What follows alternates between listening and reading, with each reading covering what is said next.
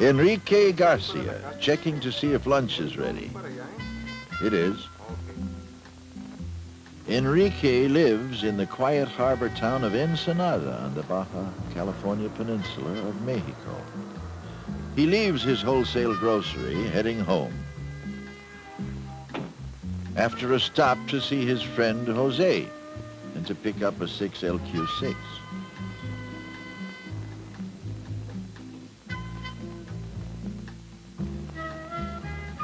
One of these days, he's going to move his antenna into the backyard. Enrique is a ham, an amateur radio operator, even as I.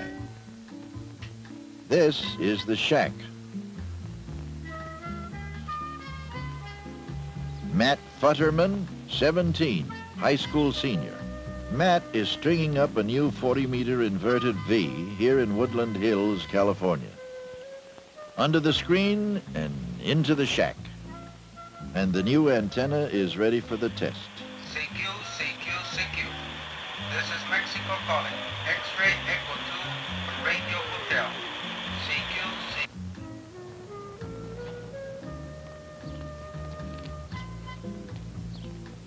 CQ. Sharon Latrail, 26, single, graduate of Arizona State, math major. Sharon's call is WA7DSW, Phoenix. The general manager of the Valley Ham Shack and secretary-treasurer of Veritronics is on her way to see an important client.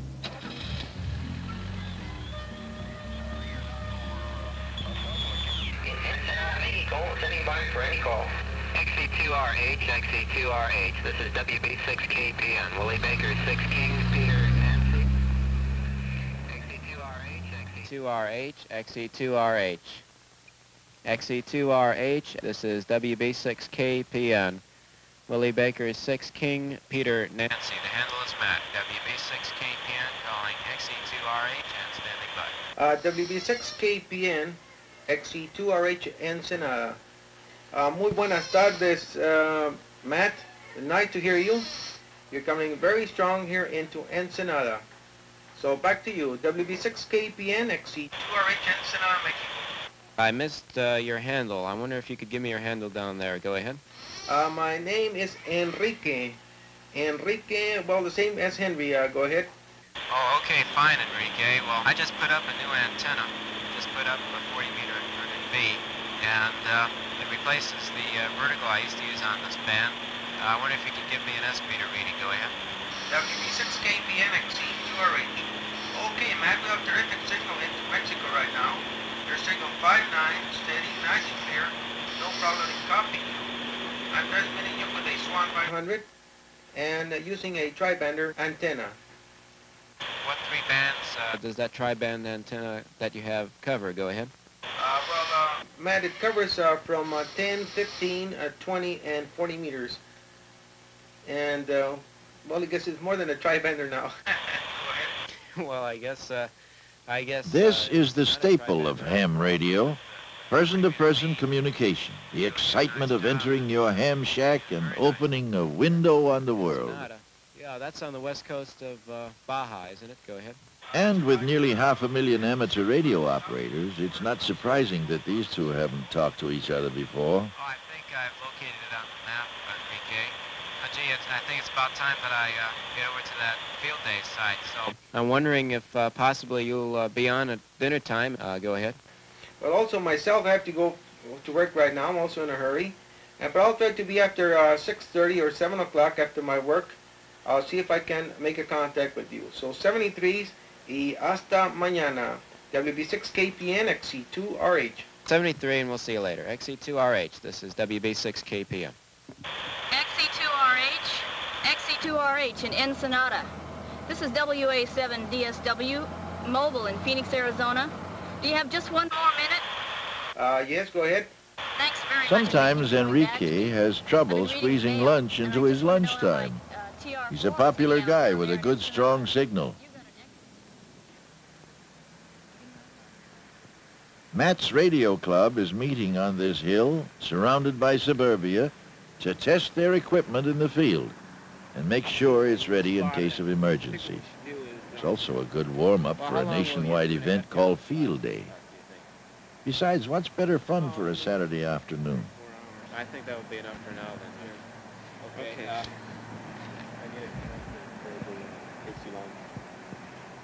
We got about 3 or 4. If there's one thing you can be sure of, it's the generator won't start the first time.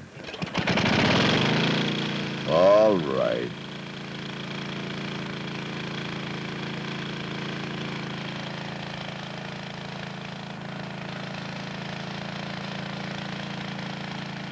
A lot of these young hams build their own equipment, and they really do know what's going on inside.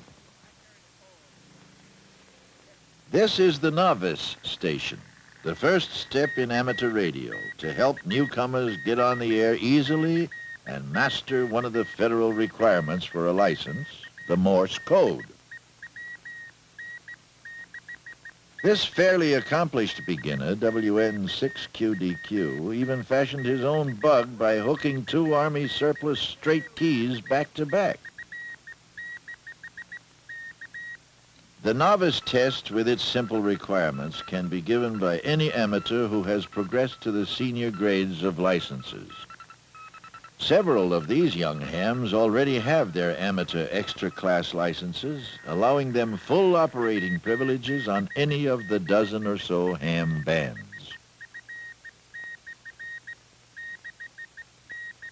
This is an antenna for the amateur 15-meter band, one of the several bands that we hams use to talk around the world.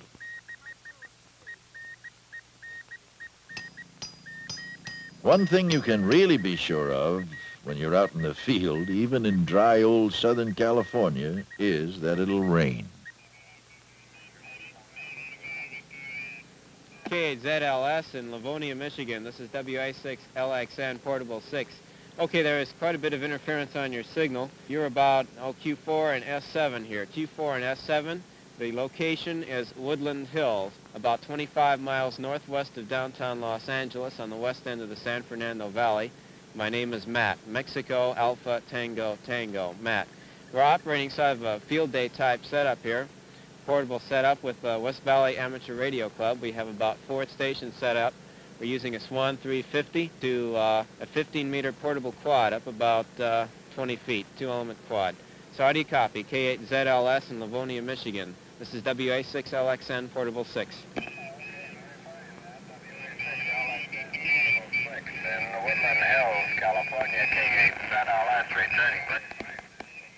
Well, this outing is a real success if you don't mind the rain, and they obviously don't. Now, this is an actual field day when hams all over the North American continent once a year simultaneously fire up their emergency gear and test it. And if you think to yourself, boy, somebody has to organize all this, you're right. Somebody does. The American Radio Relay League. It's also a contest. You try to talk to as many stations as possible in one weekend using only emergency power.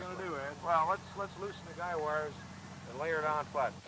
During a real emergency, the hours of preparation pay off. And ham organizations like RACES, the Radio Amateur Civil Emergency Service, really come into their own. The fire is approaching Mulholland Highway. They are considering evacuation of Calabasas Highlands. Request they put 3 amateur units in the field to assist in the communications. Notify the band to this effect. CPT to CPT Mobile. Operations requesting 3 amateur mobile units be sent to the Calabasas Highlands area to provide communications for evacuation. This is signed Richter, Chief Communications Officer. CPT clear. All right, Zyder, get your units. I'll set up the evacuation command. Right. Bill, send Baker Easy 6-6.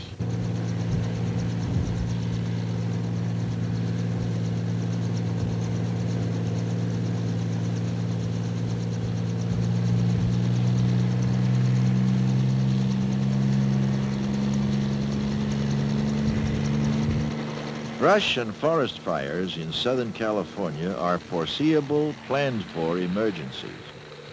But most disasters defy planning.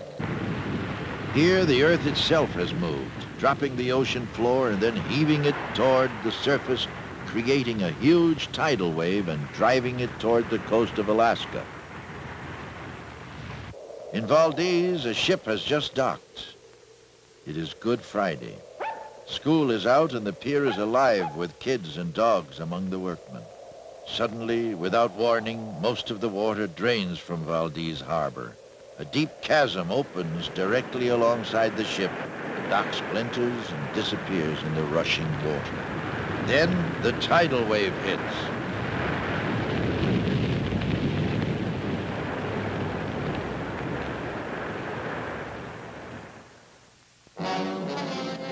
Earthquake, tidal wave, shock waves.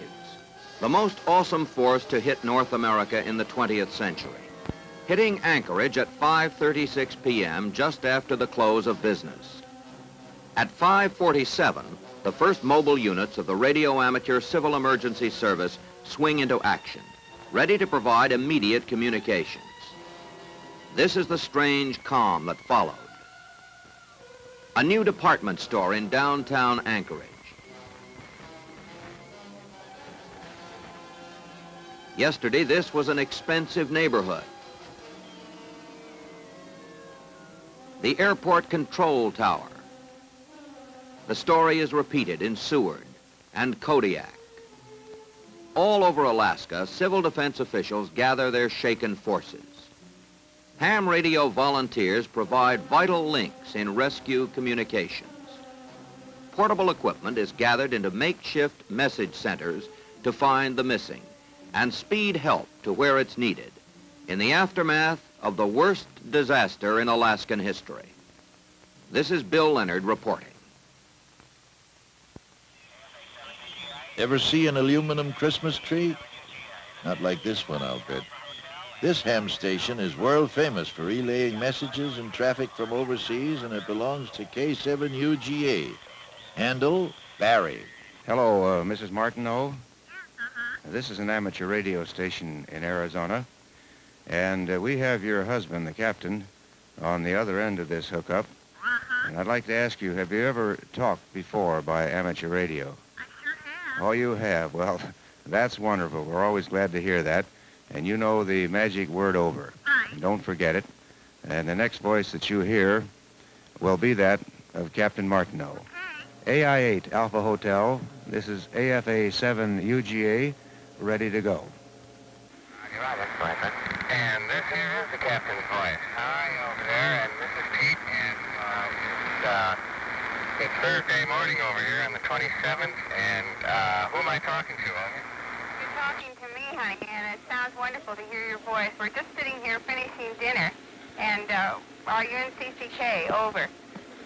I'm in CCK. I got back last Saturday, Mona, and I just wanted to tell you that on the 1st of May, and about 10 o'clock at night, I want to see you at the Fairmont Hotel in San Fran. I want to know if you'll be there, over. I sure will be there, that's for sure. It won't be on the 30th then, but I should be there the 1st of May. I love you so much, and we're so lonesome. Over. I love you too, darling. Have you got your little friends there, and how are they, over? Here's Marcia. Hi, Dad, over. Hi, Marcia. This is Tamara. Hi. Well, most of the activities here at my ham shack outside Phoenix has been traffic in and out of Southeast Asia. Other stateside hams have specialized in messages from other parts of the world. For example, let's take Antarctica. Since ham operations began in Little America, thousands of phone patches have been completed. Now, this is obviously summertime. In the winter, about all you can see is the top of the antenna. And there are over a dozen shacks down here serving a very important purpose, morale. KC4USX. This is K6GJV in Alhambra, California. Okay, Charlie. Mrs. Hamilton's on the phone. She's talked on a phone patch before here in Los Angeles, ready to talk to her son in Little America. So stand by down there in Little America. KC4USX. This is K6GJV, Alhambra, California. USX, Little America. Fine, John.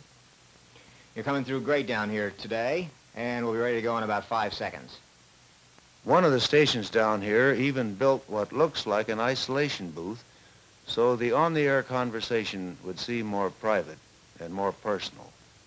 Ham radio is the only person-to-person link between the Antarctic crew and families and relatives back home, making life on the ice less lonely. And I'd say that's quite an accomplishment for a bunch of volunteers just enjoying their hobby. Here in AFA 7 UGA, we have 25 volunteers who have been working this station since September of 1967, right around the clock, 7 days a week, and they do a bang-up job.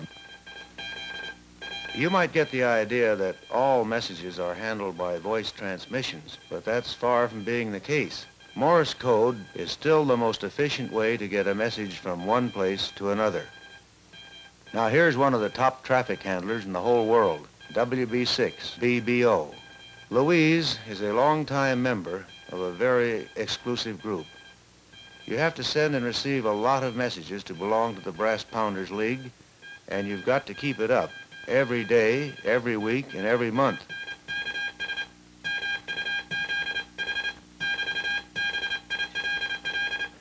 You know, radio's become so much a part of our everyday life that we're prone to think it's been here forever. It's sort of like taxes. I got an interest in amateur radio at a very early age. In fact, I got my first license when I was 13 in 1922, 6 BPI. But it isn't even 100 years since Marconi first sent messages by wireless. 1896 was that big year. And within a few years, nameless pioneers with their ultra-modern one-tube receivers were tuning 200 meters and down, hoping to hear anything. And if everything worked, they heard it. This thing is aptly named a spark gap transmitter. It sent out a radio wave and a sound wave too, and if you weren't careful, you'd get hit in the head with a spark. This is one you could hear a block away, and we used to bury them in the backyard to keep the noise down. During the First World War, ham operations ceased, and more than 4,000 of them were pressed into service as signal corps technicians and operators. And it was during this period, in 1914, that ham radio was to form its official organization under the guidance of this man, Hiram Percy Maxim, 1AW. He founded the American Radio Relay League, then, as today, the organization of, by, and for the radio amateur. After the war, Hiram Percy Maxim had to fight with Washington to get amateur radio going again. But fight he did, and he won. An incredible new era of discovery was launched. Before long, ham radio was being sent on expeditions, including several to the Arctic, forerunners of those in Little America. And this is K7XI, a real rare one. The experiments continued, and the fact is that nearly every major electronic discovery in those early days was made by a ham tinkering around, giving the impossible one more try. All over the world, hams kept building better, more sensitive, higher-powered gear with bigger antennas to trap that elusive station on Crete, or Andorra, or New Guinea, or for some, Cleveland. They had a standard piece of advice for each other. If your antenna didn't blow down last winter, it wasn't big enough. Amateur radio has come a long, long way, but it wasn't so long ago that some of us can't remember it. A practice started about that time continues today, the exchanging of these. We call them QSL cards, and they are a reminder and a record of the contact. Some hams have cards from well over 300 different countries. But I think one of the most interesting ones that I have is from K4LIB, and the handle there is Arthur. Thanks, Barry. And I want to say that's some operation you've got out there. But speaking of QSLs, how's this for a paradise? VK4OF, Brisbane, Australia. It's pretty easy to spot a ham's house. It's right under one of these. Ken here might be talking with somebody across the street or across the ocean, like maybe YV10N in Maracaibo, Venezuela. Looks like almost as much gear as Barry, huh? Not to mention the antenna farm to go with it. I wonder how Jose's wife likes that barber pole in the front yard. Oh, well. Venezuela's full of hams, of course, at least compared to Pitcairn Island, 1,000 miles from anywhere. And except for a few houses, not much different than when Fletcher Christian first set foot on it in 1790. His boat dropped anchor right here in Bounty Bay. And nowadays, the mail boat puts in here once a month. Population 99 and 1 ham. If you're looking for new countries to talk to, boy, this one is a real find. VR6TC, as in Tom Christian. Great-grandson of old Fletcher. Now here's another rare guy, W4BPD. Gus's idea of a good time is to set up his gear on an island somewhere and really ham it up, like here in the middle of the Arabian Sea. He's a real hero to DX chasers. See the antenna on top of that castle? That's Gus in San Marino. There isn't a corner of the world where you can't find a ham. Yep, they've even got one in the palace here at Gangtok, Sikkim. And look at this view through the trees and antennas in the backyard. That's Mount Everest. Yes, sir, you'll find ham antennae everywhere. Here's one on the front lawn of a Las Vegas hotel. Inside, a convention, a ham fest, a chance to put some faces on some familiar voices. Over 1,000 hams at this one from all over, as you can see. Room for a kilowatt rig in here. Let me tell you about this. A bunch of imaginative hams figured it'd be fun to have an amateur radio satellite. Well, they built it, called it Oscar, short for Orbiting Satellite Carrying Amateur Radio. Wangled a ride into space for it, and it worked great. We've had several up there already and more to come. This thing is unique, but it's only one of thousands of ham experiments. Surprised to find a ham teletype? One ham even converted his to print out in Braille. This is Tom O'Hara, W6ORG. Since hams played a big part in the development of television, it shouldn't be any surprise that they're still fooling with it. Some of them are even sending TV-type pictures to the South Pole. Showing you a little bit of video over here in the shack. W6ORG, WA6EPX. Yeah, real fine, Rudy. Let's take a look. See that echo-making tape recorder of yours. WA6EPX, W6ORG.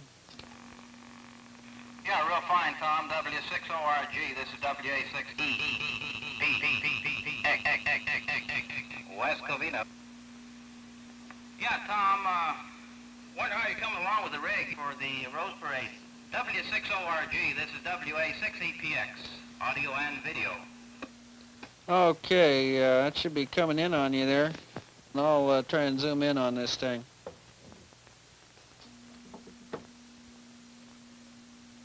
I got the breadboard here, and well, it's all kludged up. It seems to work and gets about 5 watts. That's about it, Rudy. It's about 10 inches long and a couple of good high-power transistors, and I think it'll put out a good picture in the sheriff's helicopter for us there New Year's. So that, I got to get back to it, Rudy. I got to sling some more solder on this thing, and nice seeing you again on there, Rudy, and we'll check with you later. WA6EPX, W6ORG. 7-3, Tom. We'll see you. W6ORG. This is WA6EPX. West Covina, clear? Tom here is a real experimenter and a builder. Most of his equipment is home brew. Here, he's finishing a transistorized television transmitter, and that's the whole thing right there. One of the few places with more construction projects than Tom is the experimental lab at the American Radio Relay League headquarters. And they'll try anything. If that antenna works, I'll keel over. That's better. One of the regular beams at W1AW, World Ham Headquarters, ARRL, Newington, Connecticut. This gadget sends out Morse code for practice, so newcomers and novices can build up their speed. And in addition, code classes are held regularly at schools and clubs such as the Talcott Mountain Science Center. This classroom-type instruction really does the job when it's backed up by code practice transmitted by W1AW. With all this help available, it's really pretty easy to become a ham these days, and that's the way it should be. So before I say so long in 73s, let me pass along my traffic. These young people are having a ball because amateur radio is a tremendous hobby, great fun, and a service to your fellow man. And that's a really winning combination, right? So this is K4LIB, 73.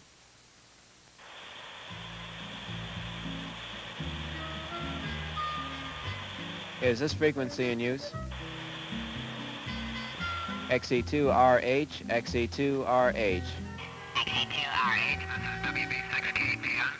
Willie Baker, 6K, here at Are you around, Enrique? Go ahead. WB6KPN. This is XE2RH in Ensenada. Good afternoon, Matt. Nice to hear you. I've been listening for you, and fortunately, I was able to pick you up. And please tell me how you came out with the club meeting. So back to you, WB6KPN. Very good, Jack. It's quite a long time since we did have a bit of a chat together just the same way, isn't it? Roger, about your weather there, 65 degrees, Jack. Well, at the moment over here it's raining. It has been showery all day. And very, very windy, Jack. Very, very windy. 40 or 50 mile an